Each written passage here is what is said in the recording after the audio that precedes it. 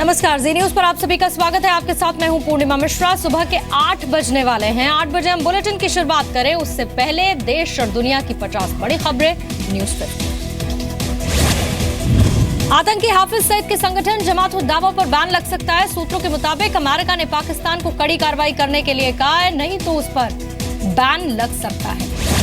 मुंबई हमले के मास्टरमाइंड हाफिज सईद समेत 5 को कल रात लाहौर में नजरबंद किया गया। पंजाब सरकार के गृह मंत्रालय ने सईद को हिरासत में लेने का आदेश जारी किया था। हाफिज सईद का सोशल मीडिया पर वीडियो भारत के खिलाफ फिर से अपशब्द कहे। जी न्यूज इस वीडियो की पुष्टि नहीं करता है। आज से शुरू हो रहा है संसद का बजट सत्र। राष्ट्रपति प्रणब मुखर्जी ज्वाइंट सेशन को संबोधित करेंगे। लोकसभा में कल आम बजट पेश होगा। चुनावी फायदे वाली घोषणाओं पर कांग्रेस हंगामा कर सकती है। बजट सत्र के पहले ही दिन आज आर्थिक सर्वे पेश किया जाएगा। अर्थव्यवस्था की 1 साल की वार्षिक आर्थिक रिपोर्ट पेश की जाएगी। बजट सत्र के पहले 2 दिन तृणमूल कांग्रेस सदन में मौजूद नहीं रहेगी। कल ऑल पार्टी मीट में भी ममता शामिल नहीं हुई थी। नोट बैन के बाद बेनामी संपत्तियों पर इनकम टैक्स की कार्रवाई। इनकम टैक्स ने 42 बेनामी संपत्ति जब्त की। बेनामी संपत्ति को लेकर इनकम टैक्स ने 87 लोगों को नोटिस भेजा है। बेनामी प्रॉपर्टी ट्रांजैक्शन एक्ट के तहत ये नोटिस जारी किया। आरबीआई ने कारोबारियों को बड़ी राहत दी है। करंट अकाउंट से पैसे निकालने की लिमिट खत्म कर दी। एटीएम से एक साथ निकाल सकते हैं 24,000 रुपए। कैश क्रेडिट अकाउंट और ओवरड्राफ्ट अकाउंट की लिमिट हुई खत्म। कैश निकासी को लेकर आरबीआई और चुनाव आयोग अब आमने सामने हैं। आरबीआई ने चुनाव आयोग की मांग को ठुकरा दिया। चुनाव आयोग ने चुनाव प्रचार के लिए उम्मीदवारों के लिए मांगी थी 2 लाख रुपए की लिमिट।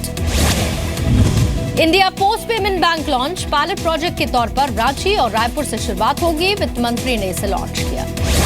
जम्मू कश्मीर के माथल सेक्टर में हिमस्खलन से बचाए गए 5 सैनिक शहीद हो गए। आज श्रीनगर उनके पार्थिव शरीर लाए जाएंगे।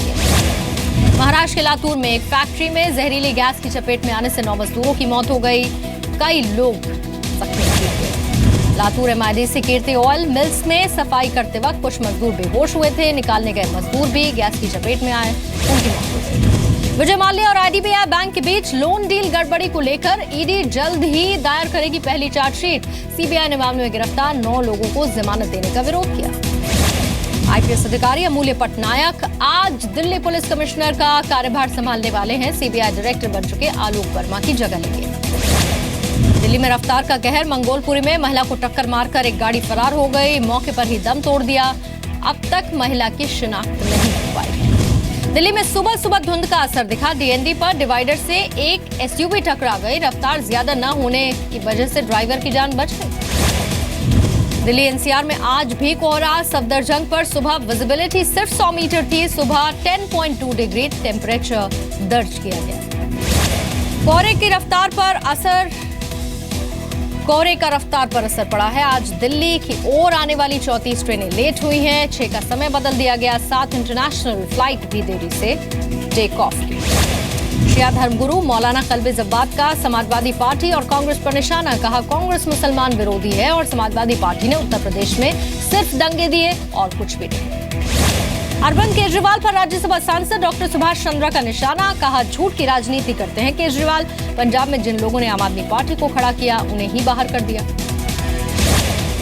शिवसेना के कार्टून में प्रधानमंत्री मोदी को रावण और उद्धव ठाकरे को राम दिखाया गया। कार्टून में उद्धव मोदी पर तीर ताने नजर आ रहे हैं। कार्टून पर बीजेपी का पलटवार। राम और रावण कौन है, चुनाव के बाद ये साफ हो जाएगा। कार्टून के जरिए लोगों का ध्यान भटकाने की कोशिश की जा रही है। महाराष्ट्र के मुख्यमंत्री देवेंद्र फडणवीस के गला बैठने पर शिवसेना का तंज। कहा अभी गला बैठा है, महानगर पालिका चुनाव के बाद बीजेपी हमेशा के लिए बैठ जाएगी। दिल्ली के कनॉट प्लेस में घड़ी के शोरूम में चोरी। 1 करोड़ 30 लाख कीमत की घड़ी चोरी हुई। 28 जनवरी की घटना। दिल्ली के बदरपुर में मामूली सी बात को लेकर एक युवक की हत्या कर दी गई। सैलून में पानी की छींटे गिरने से मालिक ने कैंची से कई वार कर दिए। दिल्ली के बदरपुर में मामूली सी बात को लेकर एक युवक की हत्या कर दी गई। पुणे में इंफोसिस कर्मचारी रसला राजू की हत्या के मामले में पुलिस सिक्योरिटी गार्ड से पूछताछ कर रही है। सीसीटीवी की भी छानबीन। छत्तीसगढ़ के दंतेवाड़ा में पिकनिक मनाने गए छात्र की नदी में डूबने से हुई मौत। परिवार ने लगाया स्कूल प्रबंधन पर लापरवाही का आरोप।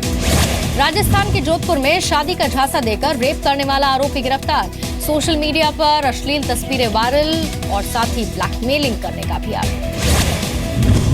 मध्य प्रदेश के जबलपुर रेलवे स्टेशन पर बैग से 750 सुतली बम मिले। रेलवे पार्सल विभाग की बड़ी लापरवाही सामने आई। पद्मावती मामले पर करणी सेना और संजय लीला भंसाली के बीच सहमति बन गई। पद्मावती में रोमांटिक सीन नहीं होंगे। राजस्थान सरकार का फिल्म निर्देशक संजय लीला भंसाली को पूरी सुरक्षा देने का भरोसा। गृह मंत्री कटारिया का करणी सेना पर कुछ भी बोलने से इनकार। राजस्थान की मुख्यमंत्री वसुंधरा राजे ने बजट को लेकर जनता से रायशुमारी की। युवाओं, महिलाओं सहित एनजीओ से भी सुझाव लिए। नासिक में एक पार्क का जायजा लेने के लिए उद्योगपति रतन टाटा और एमएनएस अध्यक्ष राज ठाकरे पहुंचे। कॉर्पोरेट फंडिंग से बनाया गया है पार्क। नासिक में विंटेज कार रैली का आयोजन किया गया। रैली में 1930 से लेकर 1969 तक की पुरानी गाड़ियां दिखी। रैली देखने के लिए दूर दूर से लोग पहुंचे। जबलपुर में सार्वजनिक वितरण प्रणाली के तहत गरीबों को मिलने वाला 19,000 मीट्रिक टन गेहूं खराब हुआ। रखरखाव में लापरवाही की बात सामने। एयरटेल, वोडाफोन और आइडिया को बड़ी राहत। दूरसंचार विभाग ने जुर्माना लगाने से इनकार कर दिया। ट्राई ने जुर्माना लगाने की सिफारिश की थी। बांग्लादेश के खिलाफ इकलौते टेस्ट के लिए आज चुनी जाएगी टीम इंडिया। दिल्ली में सिलेक्शन कमेटी की बैठक। बीसीसीआई का कामकाज देखने के लिए सुप्रीम कोर्ट ने कमेटी बनाई। पूर्व कैग विनोद राय को कमान सौंप दी है। विनोद राय कमेटी के चेयरमैन बनाए गए। 4 सदस्यों की कमेटी में रामचंद्र गुहा, विक्रम लिमये और डायना एडिल्जी होंगे शामिल। लोढ़ा सिफारिशों पर 4 हफ्ते में सुप्रीम कोर्ट को रिपोर्ट सौंपी।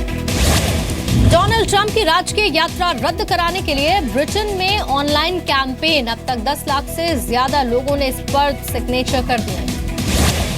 7 देशों पर बैन के खिलाफ लगातार प्रदर्शन। स्कॉटलैंड में भी लगाए गए डोनाल्ड ट्रंप के खिलाफ नारे। 7 मुस्लिम देशों पर बैन को लेकर अमेरिकी राष्ट्रपति पर मुकदमा। ट्रंप के खिलाफ काउंसिल और अमेरिकन इस्लामिक रिलेशंस ने केस दर्ज कराया। 7 देशों पर ट्रंप के बैन को ईरान के लोगों ने बताया रिश्ते खराब करने वाला फैसला। ईरान की ट्रैवल एजेंसीज इससे निराश। कनाडा की मस्जिद में गोलीबारी को पीएम जस्टिस ट्रूडो ने बताया आतंकी हमला। हमले में 8 लोगों की मौत हुई।